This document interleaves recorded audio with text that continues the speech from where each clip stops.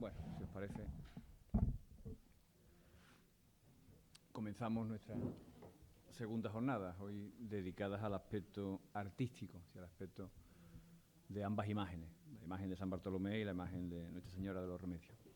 Para la primera, que es la imagen del patrón, la imagen de San Bartolomé, tenemos con nosotros a Pedro Nolasco Alcántara Madroñal, del vecino pueblo del Viso, en esta hermandad que nos lleva en los Alcores. Ya no es el primero que pasa de nuestro vecindario, me refería fuera de Mairena, que traemos gente del Viso que ha trabajado en muchos aspectos en Mairena, y en esta jornada hemos tenido varios compañeros dedicados a la enseñanza que han trabajado esos aspectos. En este caso estamos ante un profesor del ramo de las Bellas Artes, por lo tanto idóneo para analizar un tema artístico como el que nos ocupa. Se tituló en Bachillerato de Artes en el IES Tierno Galván de Alcalá de Guadaira, se licencia en 2014 en la Universidad de Sevilla en la Facultad de Bellas Artes, en la especialidad de Conservación y Restauración de Bienes Muebles, que lo ha ejercido como restaurador. Presenta su tesina doctoral sobre la Capilla Mayor de la Colegiata de Osuna y posteriormente, tras el máster de Educación, oposita e ingresa en el cuerpo de enseñanza como profesor de dibujo, como profesor de secundaria en dibujo. Cuenta en su currículum académico con algunas publicaciones, como un tercer máster de la Facultad de Geografía e Historia de la Universidad Hispalense sobre patrimonio histórico y artístico andaluz y su proyección iberoamericana, con un TFM sobre la iconografía mariana carmelitana, es decir, dentro de la Orden del Carmen. Su currículum de actuación, tanto en el ámbito patrimonial, estamos hablando de actividades de restauración o vinculadas con el patrimonio, en la dirección de las campañas de restauración en el monasterio del Museo de Santa Clara en Zafra, dentro de la red de museos nacionales, así como cierta producción artística. También es miembro de algunas organizaciones religiosas como hermandades y cofradías, en Mairena la Archicofradía Sacramental y el Cristo de la Cárcel, y profeso como terciario en la Orden del Carmen de la Primitiva Observancia, vinculado con dentro de ese estudio, como decía, en el que había trabajado de iconografía carmelitana. Y el día de hoy va a exponer su estudio sobre la imagen del patrón y alcalde perpetuo de Mairena, el señor San Bartolomé, como tradicionalmente se le ha denominado. La clave estaría en el análisis, él mismo lo expone, de los condicionantes históricos, los condicionantes artísticos, la iconografía y la trascendencia, la importancia que tiene en Mairena y en el mundo artístico, tanto en la archidiócesis, esa figura de San Bartolomé. Y yo no quería dejar de comentar la labor tan importante que ha tenido en la Hermandad Sacramental en estudio del proceso de restauración, de imágenes tan significativas en nuestra localidad, y que en el primer momento, cuando la comisión se reunió, pensábamos en él como la persona idónea para el análisis artístico de esta figura. Pues sin más, les dejo para escuchar su palabra. Bueno, buenas tardes y muy agradecido por la presentación y por sus palabras.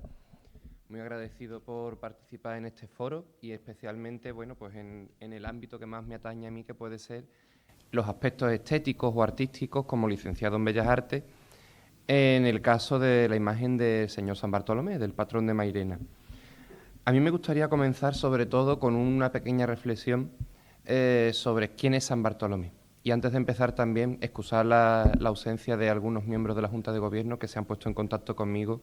Agradecer también las palabras a Pedro ayer y el apoyo institucional tanto de la propia Archicofradía como de la organización de la jornada que me han dado, como he dicho al principio, voz en este foro. Volviendo al tema de inicio, todo el mundo sabemos quién es San Bartolomé, pero realmente no deja de ser un arquetipo, es decir, un constructo, una figura, un santo más, que estamos acostumbrados a ver desde pequeños, unos más que otros, un santo universal, pero a la vez nosotros tenemos un rostro muy particular aquí, en Mairena, una forma determinada. No se me olvida, por ejemplo, el comentario de la paisana, creo más famosa del pueblo, Eva González, en el programa Se llama Copla, cuando comentaba que en su pueblo el patrón tenía una cajita donde se cortaban las lenguas de los niños mentirosos. La confusión iconográfica de confundir los libros del Evangelio con una cajita. Es decir, es una figura popular, pero que a la vez tienen una riqueza estilística, iconográfica, presencial, ya no solamente como una talla religiosa, sino como un icono colectivo social. Al final no deja de ser una referencia de la colectivización de Mairena como pueblo, como sociedad local, como bandera, hasta en el propio escudo aparece. Y por eso empezamos con esta reflexión un poco abierta. San Bartolomé, aquí pueden ver ustedes 2 obras del pintor José de Rivera que se conservan en el Museo del Prado. Es un santo que tiene muchas caras, tantas caras como artistas lo han representado. En este caso nosotros tenemos la de Sebastián Santos Rojas, pero siempre partimos de la idea de un hombre, uno de los 12 apóstoles, que suele aparecer generalmente acompañado de los otros 11 en ciclos completos o como imagen devocional concreta de algún colectivo, como es el caso de Mairena. Aquí pueden ver ustedes una referencia bíblica, la primera que se conoce, y que justifica, en nuestra opinión, digo nuestra porque no solamente es mía, sino de más estudiosos de este ámbito, la presencia de San Bartolomé en Mairena del Alcor. He aquí un verdadero israelita, es quien no hay engaño. Como ya reflexionó ayer nuestro compañero Pedro, al final los dominios del duque de Arcos se encontraban poblados de personas de ascendencia judía, de conversos. Y no solamente conversos, sino también personas que necesitaban demostrar su fehaciencia de práctica en la fe católica, en un momento en el que cualquier persona que no manifestara esto podía ser susceptible de ser denunciado al Santo Oficio, a la Inquisición. Y el duque de Arcos, en un momento determinado, se convierte en un protector de estos colectivos y convierte sus dominios, no solamente Mairena, también Osuna, Morón, Paradas, Araal, en un refugio de estas pequeñas minorías que sostenían económicamente sus dominios, porque principalmente en gran medida eran artesanos, hasta el punto que en la Puebla de Cazalla pues el gentilicio es morisco. Pero no nos desviemos del tema. Ese refugio, esa justificación de los descendientes de los antiguos judíos sefardíes españoles, encuentra en esta cita bíblica el nexo con San Bartolomé. Un verdadero israelita en el que no hay engaño. Los judíos siempre eran acusados de mentirosos. Los judíos eran los falsos, los que habían matado a Dios en la mentalidad bajo medieval y del primer renacimiento. Y era algo realmente violento para estas personas, que convierten, en cierta medida, y desde el prisma del siglo XXI que lo analiza, a la imagen de San Bartolomé en su escudo y en su justificación. Santos de la talla de Santa Teresa de Ávila tenían ascendencia judía y tuvo que justificar, siendo ya monja profesa en el Carmelo, que eran perfectamente conversos de varias generaciones. En este caso vamos a empezar a hablar de San Bartolomé en 2 ramas. La primera de ellas es un fundamento bíblico y la segunda un fundamento estético. Digamos un poco dónde, por qué encontramos a este señor en la Biblia y cómo podemos reconocerlo frente a otros santos. Hay un refrán muy popular español que dice que si tiene barba San Antón y si no la Concepción. Es decir, la iconografía de los santos es una cosa muy relativa.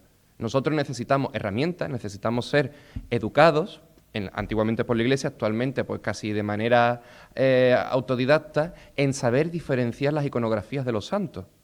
Por eso las vírgenes de dolor van de negro, las de gloria van de blanco o de colores claros, todo este tipo de cosas. Hablando del fundamento bíblico de San Bartolomé, ahí tienen ustedes una referencia a todos los momentos en los que en el Nuevo Testamento, por supuesto, se menciona la figura del santo. El primero es el Evangelio de Juan, en el que se le llama Natanael.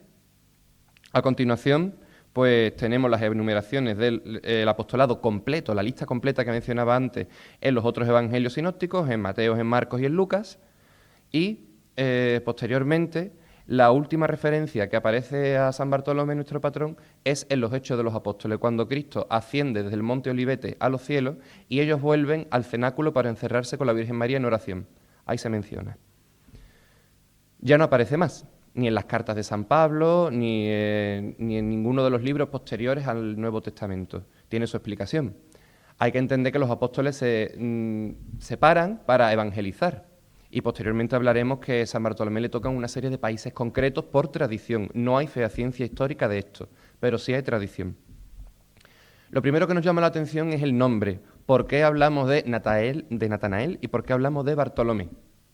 Ustedes sabrán que en la cultura hebrea los nombres tienen significado. Los nombres se componen de una serie de prefijos y sufijos que van componiendo, generalmente en referencia a Dios, una serie de nombres que van cambiando. Por eso la terminación de muchos nombres en Él, por Elohim, por Dios.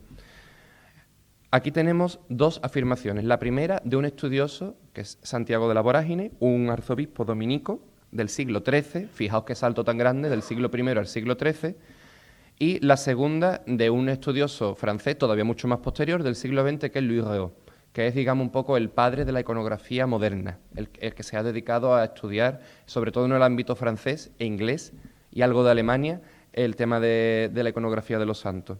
El primero nos habla de una serie de prefijos griegos, Bartolomais, que habla, la traducción literal es algo así como el que se sostiene sobre las aguas.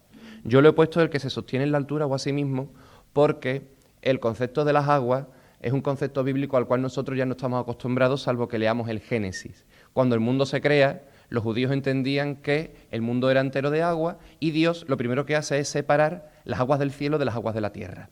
Y en multitud de partes de la Escritura se escucha cómo las compuertas del cielo se abren, incluso ahora que viene el Adviento, hablan el Rorate Cheli, que es un himno que dice, abrid cielos la lluvia que llueva al Salvador. Ellos entendían que había agua arriba y agua abajo. Por otra parte, algo muy común también a otras culturas, como por ejemplo la vikinga. Es decir, es un tópico en muchas culturas antiguas. Aquí, como ya decía, la traducción literal es el que se sostiene sobre las aguas, en referencia a Dios. O, como resumía Santiago de la Vorágine, el que se sostiene a sí mismo en la altura, hijo del que se sostiene.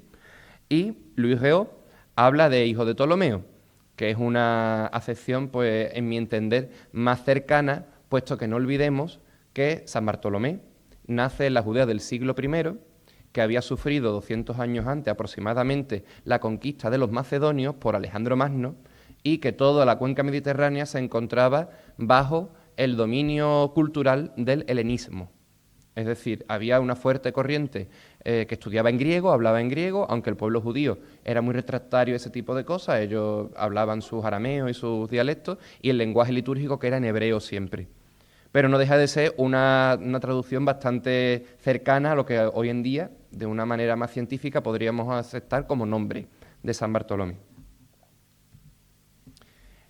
Su lugar de nacimiento, Canaán de Galilea. En 2011 yo tuve la suerte de poder ir en viaje, y es muy curioso porque Canaán es una aldea muy pequeñita, que además tiene por tradición el ofrecer a los visitantes zumo de granada, que está fortísimo, y la casa natal de San Bartolomé, durante el Imperio Bizantino, se convierte en una pequeña capilla, que está pared con la iglesia donde se conmemora el milagro del vino en las bodas de Canaán.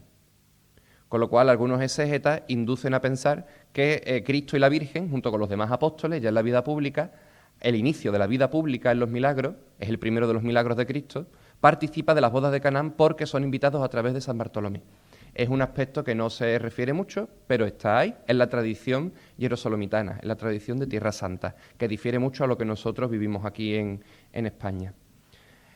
Como ya hemos dicho, pues la vida pública de Cristo, San Bartolomé asiste como apóstol, posteriormente el hecho de la crucifixión, la resurrección, la ascensión, se va a evangelizar y es martirizado en la antigua Albanópolis, actualmente la ciudad de Derbend, en Rusia, en la costa occidental del mar Caspio.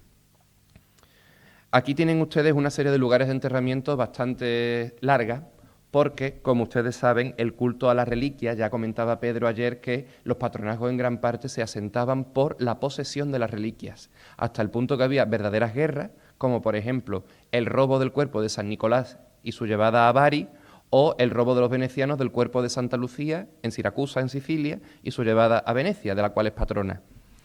Había auténticas guerras por la posesión de las reliquias porque se consideraban, en la mentalidad del momento, con un carácter casi mágico, casi propiciatorio, más que lo que actualmente entendemos como la veneración a los restos de personas justas y santas.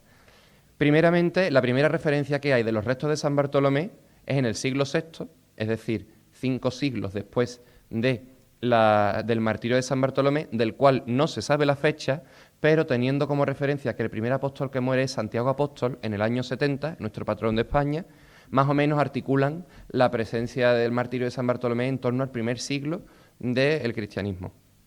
Es la ciudad de Dura Europos. La ciudad de Dura Europos es una ciudad que se encuentra en las orillas del Mar Negro y que en aquel momento pertenecía, en toda su pompa, al Imperio Bizantino. Llegando ya al siglo VII, si no me equivoco, corríjame profesor, que es Justiniano. Es la máxima extensión del Imperio Bizantino. Lo recoge este señor, Teodoro el Lector, y el depósito de estas reliquias, de las que no se saben de dónde viene por el emperador Anastasio.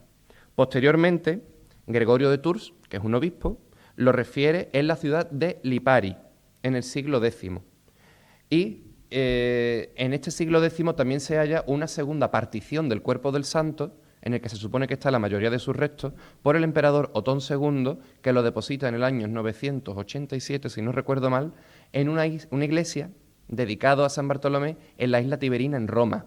Está el río Tíber, que separa la ciudad del Borgo Pío y toda la parte de la colina vaticana, y justo en medio hay una isla, la isla Tiberina, la isla del Tíber, donde se levanta esta iglesia y actualmente es donde se conserva ese sepulcro que están viendo ustedes ahí debajo. Un sepulcro de pórfido rojo, del cual no se extraen actualmente ningún modelo de reliquia por directrices vaticanas, no entendemos el motivo.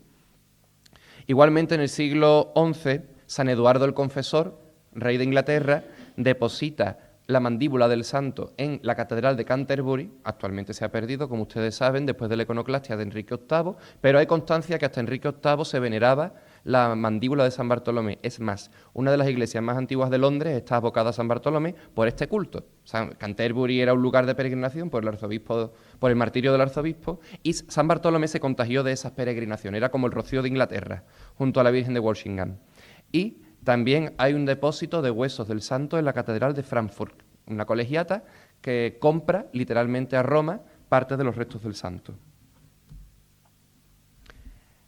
Aquí he puesto un texto muy largo, pero que quería que ustedes lo leyeran porque es muy curioso. Es la descripción física que aporta Santiago de la Vorágine sobre San Bartolomé. Les explico un poco. Santiago de la Vorágine, este arzobispo dominico, se dedica a recoger la vida de hasta 180 mártires y no mártires, y mediante leyendas y mediante escritos de otros padres latinos, como por ejemplo San Agustín o San Jerónimo, crea y recrea las vidas de estos mártires. En el caso concreto de San Bartolomé, Santiago de la Vorágine se centra mucho en su estancia en la India. Es lo que me iba a referir antes. San Bartolomé peregrina evangelizando hasta la India. No obstante, también está la tradición de que en Armenia, que está mucho más cerca al lugar del martirio, también estuvo.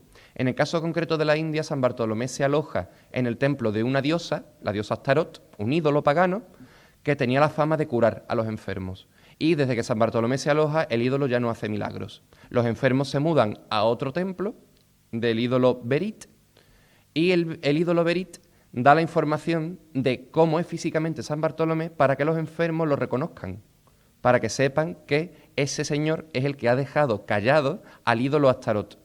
Esa historia de Santiago de la Vorágine, que no tiene grandes visos de credibilidad, puesto que se escribe 13 siglos más tarde de la vida de San Bartolomé, es la que da pie a una de las iconografías de San Bartolomé, que es un dragón simbolizando al demonio, encadenado, y el santo lo tiene en la mano. Posteriormente hablaremos de eso. Como pueden leer ustedes, describe en gran medida físicamente al patrón de Mairena, en este caso. No todos los artistas se cifraron en esta descripción, no necesariamente al patrón de Mairena, pero habla de un hombre de mediana edad, con los pelos canos, un semblante sereno, etcétera, etcétera. Curiosamente lo viste de blanco. San Bartolomé en la escultura rara vez va vestido de blanco, sin embargo en las pinturas sí. Aquí pueden ver ustedes como por un ejemplo con el manto blanco, los ejemplos anteriores de Rivera, y les he puesto este icono ortodoxo. Ya saben ustedes que los cristianos ortodoxos tienen unas iconografías muy cerradas que no se han variado durante siglos y que casualmente coincide con lo que nosotros entendemos por San Bartolomé. Es decir, Santiago de la Vorágine lo cifra de una manera, pero en Europa, a partir de la Baja Edad Media, empieza a representarse, en muchas tablas góticas sobre todo, con la iconografía ortodoxa. Ello que nos indica que muy posiblemente sea un contagio iconográfico por las cruzadas, cuando los cruzados van a Tierra Santa y se inicia un gran comercio de obras de arte, unas robadas, otras compradas, al mundo oriental. Estas obras llegan y son las que van instruyendo a los artistas, sobre todo en el bajo románico, En las iconografías todavía tenemos eso, con la Virgen del Perpetuo Socorro, que no deja de ser un icono ortodoxo que tiene culto en Roma, pero tiene una iconografía oriental, no es católica en sí, aunque sea de veneración católica. San Bartolomé sufre un duro golpe con el Concilio de Trento, que decide que las iconografías estandarizadas de santo con sus atributos parlantes, es decir, los atributos que hablan del martirio o del patronazgo o de las circunstancias especiales que rodean a esa persona, en el caso de San Bartolomé su cuchillo en la mano o el demonio encadenado, ya no aportan a los fieles porque produce confusión. Recordemos, si tiene barba San Antón y si no, la Concepción. Y frente a los protestantes, que por supuesto denegan el culto a los santos, a la Virgen y todo este tipo de cosas, San Bartolomé, por su vida y sobre todo por su martirio y por su patronazgo, se convierte en un ejemplo de entrega de vida en un martirio horrible. Como saben ustedes, San Bartolomé fue desollado. De ahí viene su patronazgo sobre cuchilleros, peleteros, encuadernadores, bataneros, y por el hecho del exorcismo al ídolo, que hablábamos antes del demonio, sobre las enfermedades mentales. También tiene un patronazgo sobre las enfermedades mentales y nerviosas. Les he puesto aquí la lección de anatomía de Rembrandt junto al martirio de San Bartolomé de Ribera. Creo que se nota que me gusta mucho Ribera. Que se conserva en la Colegiata de Osuna porque ambos tienen una característica en común. Tanto la lección de anatomía como el martirio de San Bartolomé de Osuna parten de un grabado que se difunde a finales del 16 sobre una disección de un cadáver. Es el momento en el que la Iglesia permite a los artistas incidir y en el estudio del cuerpo humano sobre el terreno. Antes era una cosa anatema, estaba prohibido. Era profanar un cadáver. En este momento ya se permite, lo cual ayuda muchísimo a los artistas e influye en la propia iconografía de San Bartolomé. Es decir, frente al caso de Mairena, que tenemos una iconografía más cercana a la primitiva oriental ortodoxa, San Bartolomé en el resto de Europa empieza a mostrarse, pues eso, como el desollado. Además, aquí tienes un caso, un grabado que se conserva en un libro de anatomía, propiedad del conde duque de Olivares, que a su muerte regala al convento del Santo Ángel de Sevilla. Actualmente está expuesto en la exposición permanente y yo recomiendo muchísimo que vayan porque merece mucho la pena quien no lo conozca. Aquí se puede ver que el contagio iconográfico de una fuente civil, en este caso una lección de anatomía, es evidente y conforma en gran medida la iconografía posterior de San Bartolomé. Posteriormente, en el siglo XVIII y finales del XIX, se abandona. Esto porque se considera hasta cierto punto o bien indecoroso o bien desagradable. Al final no deja de ser pues una persona despellejada, por más que sea su martirio. En este caso, pues la pintura del juicio final de Miguel Ángel en la Capilla Sixtina, después del saco de Roma, y también en Roma, en San Juan de Letrán, una serie de apostolados de Pierre Legros, el joven, en torno a 1705, si no recuerdo mal, la escultura de San Bartolomé. Entramos en las características más personales que ya reflejaba nuestro compañero Pedro ayer sobre el culto a San Bartolomé y los judíos. No deja de ser, como pongo arriba, el arquetipo del judío honrado, porque, como ven ustedes ahí, lo que dijo Cristo es verba Christi, es palabra de Dios, y la palabra de Dios no se discute. Los exégetas durante siglos han considerado que grandes partes del Evangelio son remociones, es decir, rehechos sobre los testimonios orales. Tengan ustedes en cuenta que los Evangelios no se escriben en el mismo momento en el que están pasando las cosas, se escriben posteriormente, y algunos de ellos muy posteriormente, como es el caso de San Lucas. Pero hay cosas que por evidencia y por peso, digamos, no histórico, pero sí teológico, se consideran, como pone ahí, verba Christi, es decir, eso seguro se considera palabra de Cristo. Y la afirmación de que Cristo diga a una persona que es el hombre más honrado de Israel justifica al judío. Y justifica al judío en una sociedad en la que el judío es lo último. Y cuando digo lo último, es lo último. De hecho, durante 500 años hemos tenido todavía insultos en referencia a estas personas, como por ejemplo marrano y cochino, que no dejan de ser referencias a judíos. Como bien leen ustedes ahí, San Bartolomé se incluye, como bien mencionaba Pedro, si no recuerdo ayer, en la judería o en sus entornos, porque al final la Iglesia siempre tenía una intención didáctica y de conversión, cosa que hemos perdido actualmente con el proselitismo. San Bartolomé en la judería de Córdoba, San Bartolomé de los Arqueros, pegado al Alcázar de los Reyes Cristianos, en el caso de Carmona San Bartolomé, en el caso de Sevilla San Bartolomé, hasta el punto que cuando expulsan a los judíos durante Pedro I, si no recuerdo mal, la sinagoga se pasa a la parroquia de San Bartolomé, es decir, la parroquia de San Bartolomé, la antigua se derriba y sobre la nueva sinagoga se construye la nueva parroquia de San Bartolomé. San Bartolomé siempre ha sido, por una parte, el escudo contra el judaizante y el escudo del judío frente a los cristianos viejos, que no dejan de parecerse un poco a la ortodoxia judía actual. Como ven ustedes, también menciono el exorcismo. Posteriormente, sobre todo con Trento, San Miguel asumirá el papel contra los judíos, como el caso de Granada, y contra el musulmán. Y les incluyo esta copla popular que seguro conocen, que es una deliciosa descripción de los atributos propios de San Bartolomé, muy cantada en campanilleros de Extremadura, incluso aquí en Mairena, que habla pues de sus principales atributos, faltando el Evangelio, que no deja de ser el principal, a mi entender, por encima del martirio, porque antes que mártir es apóstol, por eso muere. Entrando en un aspecto más concreto, este grabado viene de un repertorio iconográfico, ustedes no tienen por qué saberlo, yo se los explico.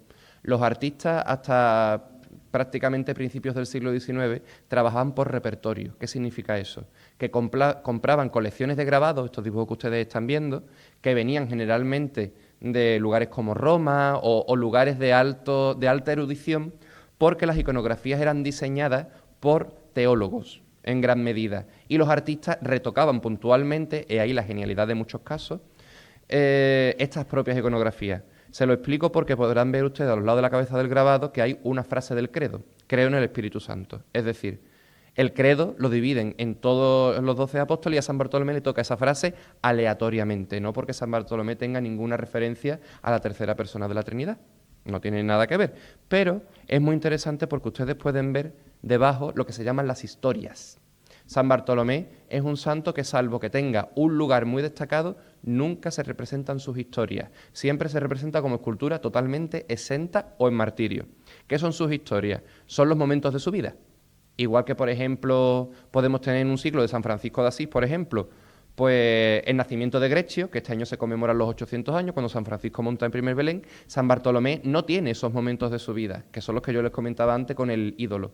Y pueden ver, junto al otro lado del martirio, el exorcismo de San Bartolomé a la hija del rey del reino donde se encontraba el templo de Astarot. Es uno de sus momentos. Como podrán ver ustedes, la iconografía es exactamente la misma, únicamente varía, pues en este caso, formal y estéticamente, la separación del brazo, pero no deja de ser una cosa anecdótica. Es decir, San Bartolomé se conforma de esta manera. Vamos a meternos con el propio patrón de Mairena. San Bartolomé tiene dos proyectos.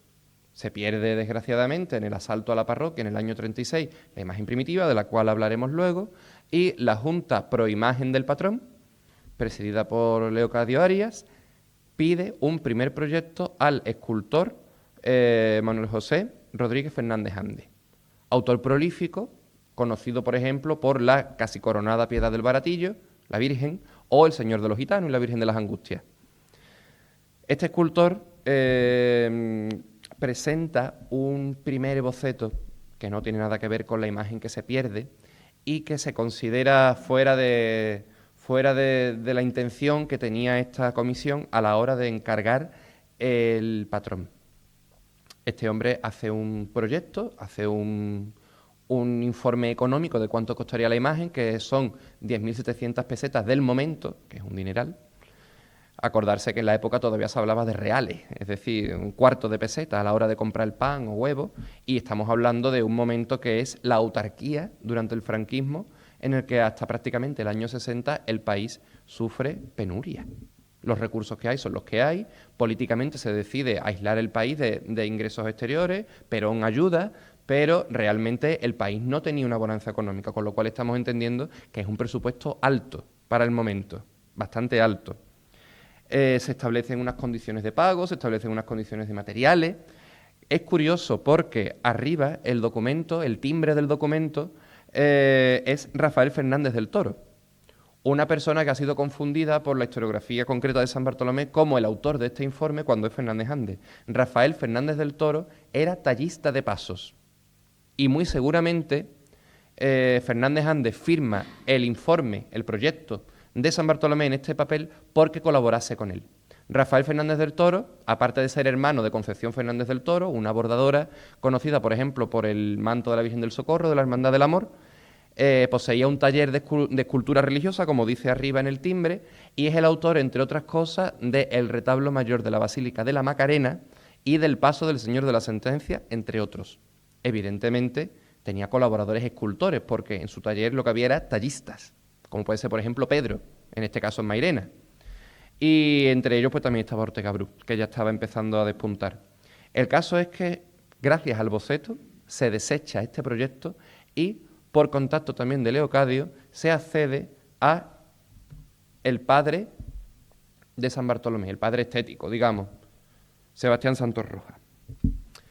De Sebastián Santos Rojas vamos a pararnos un poco más porque yo creo que es una figura nunca suficientemente valorada. Es decir, Sebastián Santos Rojas en la historiografía del arte tiene 2 estudios, el segundo de ellos es incompleto porque no se encuentran dentro, por ejemplo, las cosas que regaló a la venerable Sor Cristina de Arteaga, priora del monasterio de Santa Paula, que están en clausura, escrita por su hijo, y algunos trabajos de mediano calado siendo considerados por los propios escultores, pueden ustedes preguntar perfectamente a Miñarro, a Ventura, a Bonilla, al difunto Duarte, pueden ustedes preguntar que este señor es considerado el padre de la imaginería moderna actual. Literalmente. De la posguerra fue el único que supo sobrevivir al encargo de reposición. ¿Qué significa el encargo de reposición? Que cuando se producen las quemas de las iglesias se pierde muchísima imaginería y los talleres, como por ejemplo Castillo Lastruzzi, se ven obligados a bajar la calidad técnica de las obras por la altísima demanda, incluso la bajada de los precios. Y Sebastián Santos se negó. Se negó a eso, incluso se negó al hecho de seguir dando clases, porque hay un breve espacio de tiempo posterior a la Guerra Civil en el que Sebastián Santos es profesor de la Academia de Santa Isabel de Hungría, la actual Facultad de Bellas Artes, en el momento en el que todavía era academia, escuela, no una facultad, que es en los inicios de los años 70, con la homologación de las enseñanzas universitarias. Sebastián Santos es natural de Higuera de la Sierra, como ustedes pueden leer, y ahí se desenvuelve hasta que se casa con su señora, que era de Valverde del Camino, hija de un zapatero que le proporciona su primer taller donde se refugia durante la Guerra Civil. Posteriormente se traslada a Sevilla de vuelta, donde ya había estado antes, y compra una casa en la calle Santiago, que a su misma vez se convierte en taller y en museo, porque independientemente de escultor, imaginero, Sebastián Santos coleccionaba antigüedades. Y es ahí una de sus grandes virtudes, porque no solamente las coleccionaba por gusto, sino que encima utilizaba las antigüedades que compraba para ejecutar las tallas nuevas. Es por eso que la imaginería de Sebastián Santos tiene esa composición y ese regusto, incluso técnicamente los mismos procedimientos que puede tener una talla del siglo XVIII. Insisto en otras cosas que no se encuentran en la historiografía. Sebastián Santos, como ya he dicho, es de Higuera de la Sierra, que es una parroquia donde la total imaginería, porque es cuando se hace en ese momento, es del siglo XVIII y tiene 2 paternidades. La primera de ellas, Ita y Castillo. Benito de Ita y Castillo, por ejemplo, autor del San Juan de la Amargura. Y seguro retocador de la Macarena, segurísimo. También autor de otras muchas imágenes. Y la segunda, de la familia García de Santiago, de la cual en Mairena tenemos una obra, que es la Virgen del Rosario, documentada en 1752. Sebastián Santos aprende a modelar copiando los modelos de Ita y Castillo y los modelos de la familia García de Santiago. En la Guerra Civil se pierden en Higuera de la Sierra también gran parte de la imaginería, se salva otra gran parte porque hay muchísima, y Sebastián Santos reproduce los moldes de las esculturas perdidas para su parroquia.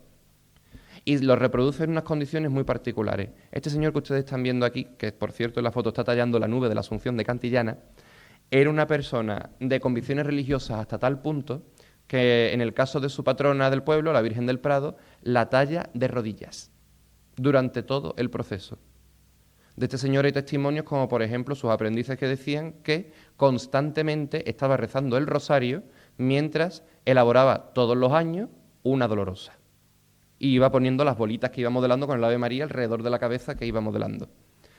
Era una persona que obligaba, y digo bien, obligaba a su familia de mujer y 4 hijos y la doméstica a rezar diariamente el rosario delante de un retablo que tenía en medio del museo, con una vocación a la Virgen de la Paz, que la había hecho él.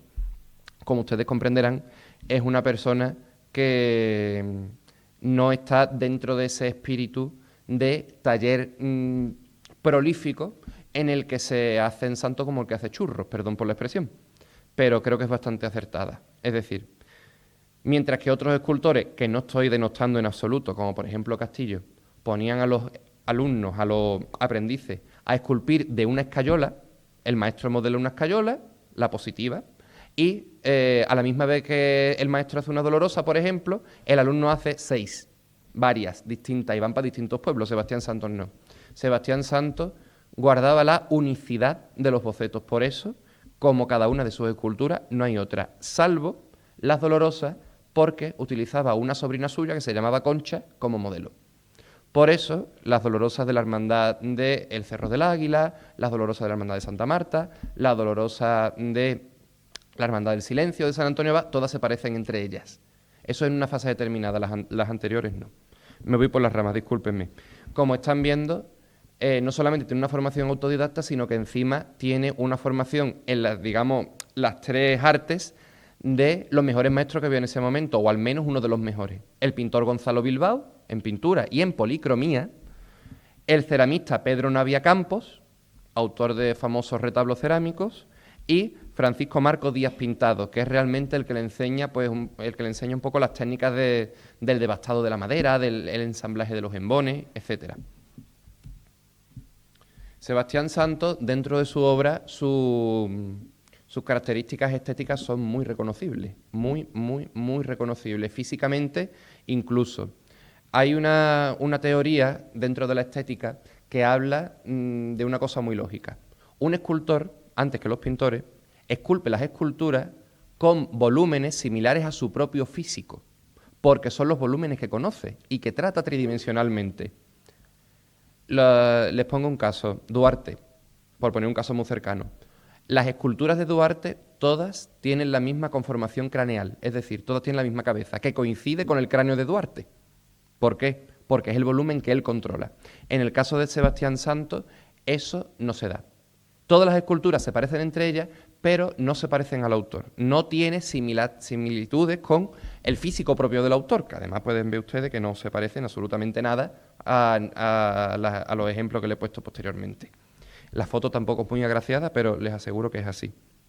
Sebastián Santos parte de modelos triunfantes de un barroco clásico, no es ya cercano, por ejemplo, como pudiera ser a la estética de Cristóbal Ramos en el XVIII, no es un proto-barroco que podría ser Montañés, no. Él se centra en el último tercio del siglo XVII y primeros del siglo XVIII, es decir, Roldán y Duque Cornejo. En la forma de recoger el tercio del manto, que es lo que ustedes están viendo en Santa Lucía y en San Bartolomé, en la forma de tallar, por influencia de José de Arce, los mechones largos, con gubiazos largos, policromías planas, enriquecidas por los frescores y por la pátina, que es uno de sus grandes secretos. ¿Saben ustedes qué es la pátina? La pátina es, hablando coloquialmente, la suciedad que un autor le pone a una policromía para envolver todos los colores. Sebastián Santos, como ya les he dicho, aprendió a esculpir de forma autodidacta al principio, luego con sus maestros, en su parroquia de Higuera de la Sierra, donde desde que se pusieron las imágenes no se limpiaban. Había depósitos de polvo, había depósitos de cera, las imágenes estaban negras, ahumadas por el polvo y por el humo y por la grasa de los cirios, y eso conformaba una película que oscurecía los colores chillones de la escultura barroca y que Sebastián Santos no solamente copiaba, sino que encima potenciaba. Y potenciaba hasta el punto de incluir en sus policromías cristal de polvo de roca molido. Es decir, cuarzo molido. Porque este hombre, que recibe una tradición pictórica, en este caso de Gonzalo Bilbao, entiende que el secativo barroco que se usaba, que era arena, si se incluía cristal de roca, la imagen brillaba. Por eso las policromías barrocas se encuentran nacaradas aparte del pulimento. Hablando de las coincidencias estilísticas, nuevamente, pueden ver ustedes que el canon de las figuras no es muy alargado, es decir, hablando coloquialmente, son figuras paticortas, son figuras bajitas, en el que la cabeza sobrepasa el volumen que corresponde a las 7 cabezas o a las 8 cabezas de un canon clásico. Pero eso, a su vez, le aporta un punto de hieratismo, es decir, de arcaísmo, de antigüedad, que permite la unción a la imagen. Es decir, Sebastián Santos no talla para recrearse en la estética de una imagen, sino que utiliza la estética de una imagen para que cumpla su fin. Ustedes tienen que entender que la escultura barroca es igual que una silla en la que ustedes están sentados, es decir, una cosa útil. Las imágenes se justifican porque son utilitarias y tienen que llegar al fiel. Si el fiel se entretiene en lo bonita que está pintada, en lo bonita que está vestida, en las joyas que tiene, santos como San Juan de la Cruz ya lo advertía en su... quiero recordar que es en La Noche Oscura del Alma, si no me equivoco, en el Cántico Espiritual, una de las dos, que eso no servía. Es decir, que el fin primero y primigenio tenía que ser llevar a los fieles a Dios. Por tanto, este hombre repite modelos que ya servían, que se habían comprobado, que sabía fehacientemente que la gente rezaba, a lo que estaba acostumbrada la gente. Hoy en día podríamos hacer un símil con la escultura de Olot, es decir, la Inmaculada Concepción que todo el mundo tenemos en nuestras casas, los San José, los Sagrado Corazón de Jesús, son moldes físicos, independientemente de la iconografía, son aspectos que sabemos que nos gustan, porque estamos acostumbrados a verlos. Entiendan ustedes que este hombre talla para un público que hacía 20 años había visto cómo se quemaban las esculturas que habían visto ellos en la infancia y sus padres y sus abuelos y los abuelos de sus abuelos. Por ahí se va contextualizando. En el caso concreto de San Bartolomé, podríamos destacar los principales rasgos estilísticos. Un estilo neobarroco, en torno al 1,20 m de altura, madera de cedro, tallada, estofada y policromada. Hay que decir que Sebastián Santos policromaba, pero no estofaba. Es decir, las imágenes él las acababa en madera, se estucaban, se lijaban, pero salían del taller para ir a un dorador. Presumiblemente, un dorador colaborador como podría ser Rafael Fernández del Toro o uno similar. Y volvían al taller para acabar el proceso del cual se recogían. En el caso concreto de San Bartolomé, tenemos estas fechas y comisionada, como ya hemos dicho, por don Leocadio Arias como presidente de la comisión pro imagen del patrón San Bartolomé. El ayuntamiento delega en esta comisión y esta comisión es la que se encarga. El precio son 8.700 pesetas. Les recuerdo que el precio que había dado Fernández Andera de bastante más, de 2.000 pesetas más, que en la época era un dinero. Pero se da un caso paradigmático. El ayuntamiento de Mairena dispone para la ejecución de San Bartolomé de 10.000 pesetas. Y no sabemos si es don Leocadio Arias o algún otro componente, decide que el presupuesto tiene que agotarse. ¿Qué ocurre? Que no solamente pagan el patrón, al cual le exigen también que venga con cuchillo de plata y con el aro, sino que encima, con el restante hasta las 10.000 pesetas, compran el boceto de San Bartolomé, que actualmente se encuentra también aquí en Mairena.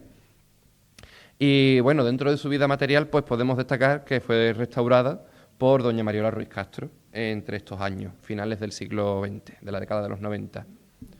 El boceto de San Bartolomé no deja de ser una copia exacta del patrón, salvo en los motivos ornamentales de la túnica y de la capa. Como es una imagen tan pequeña, físicamente la imagen responde a lo que Sebastián Santos talla, pero los estofados no se corresponden. Es muy curioso, porque los estofados de esta escultura en vivo y en directo son de la estética rocalla del siglo XVIII y los del patrón son tardobarrocos, son un sistema de roleo contiguo que no se corresponde con el boceto. No obstante, no es algo problemático ni es algo que distorsione la imagen del patrón. La firma de la imagen, que es, como ya hemos dicho, costeada por el ayuntamiento y regalada a la parroquia, que es depositaria, y la hermandad que se encarga de su culto. Y me gustaría incluir esta parte porque, como ya he dicho, nosotros le ponemos cara a San Bartolomé en Mairena. Si vamos a otro sitio veremos a San Bartolomé, pero en nuestra psique el reconocible es el de Mairena. Y es el San Bartolomé nuestro, el patrón, el que nos rige.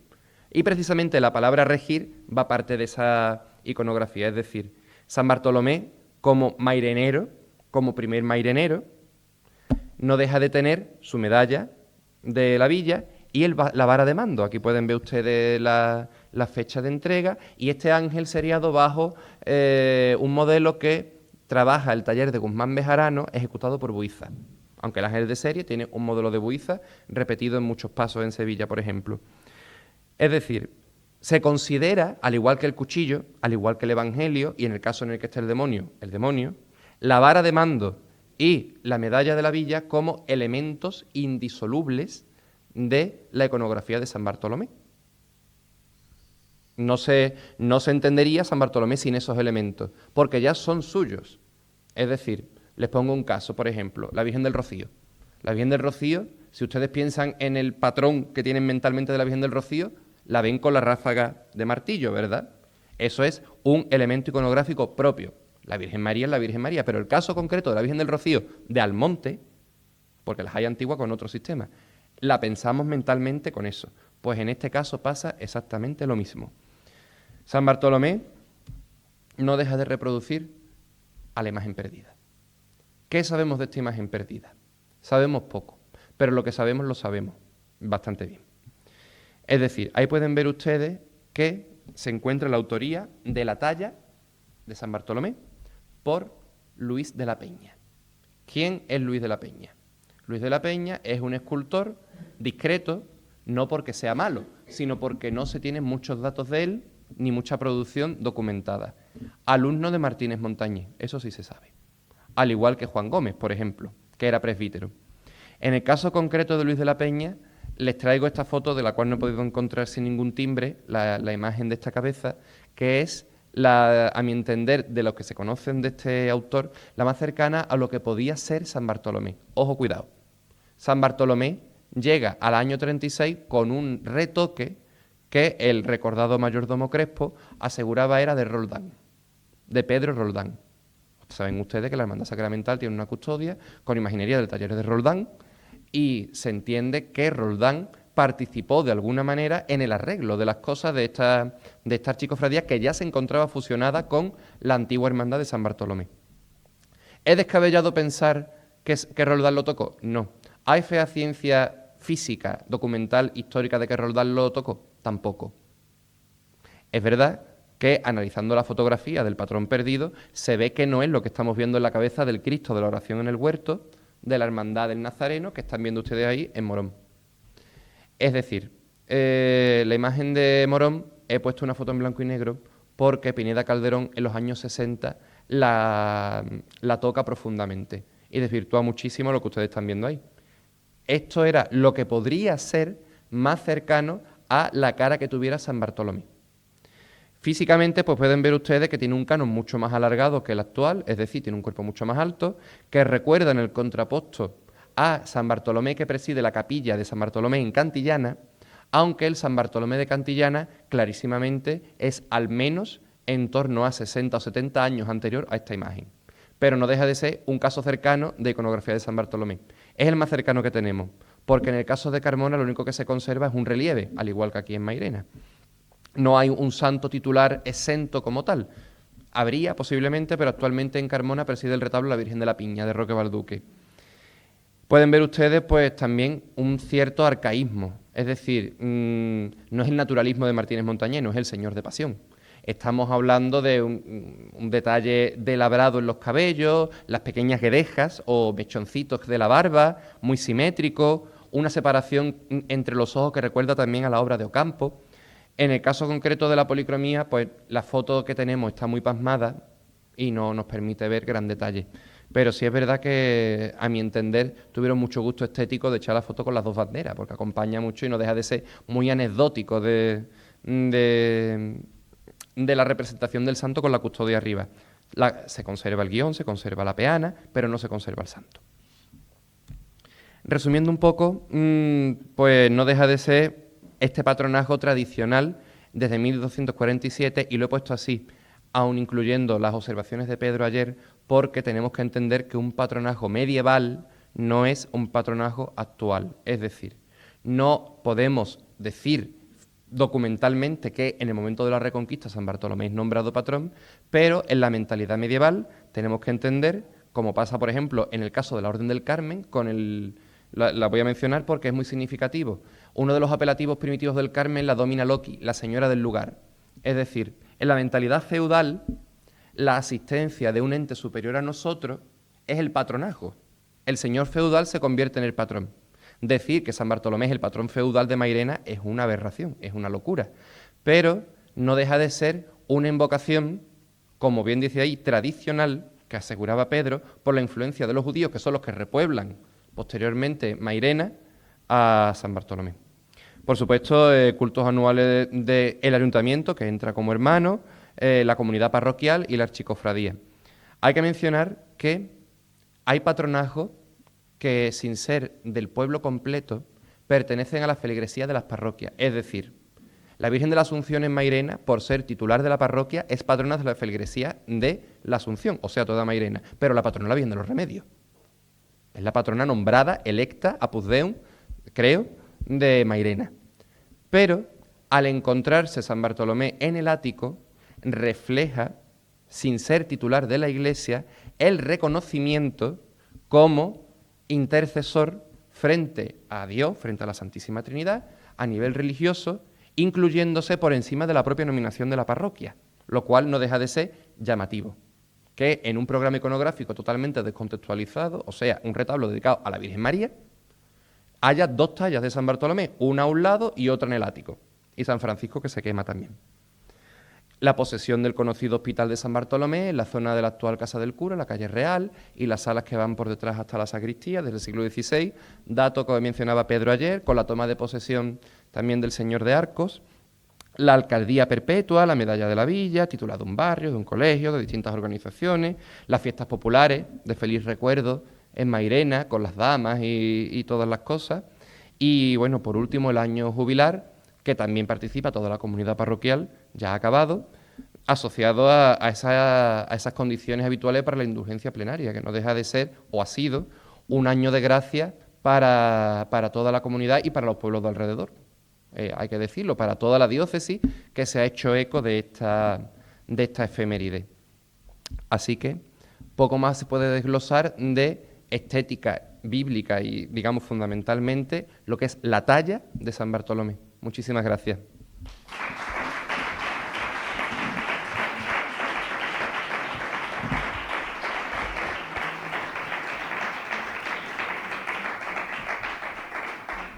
Sí, yo creo que sí, podemos hacerlo ahora.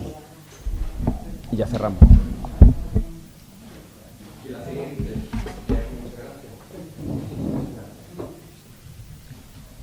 ¿Y Pedro? Tu hermandad.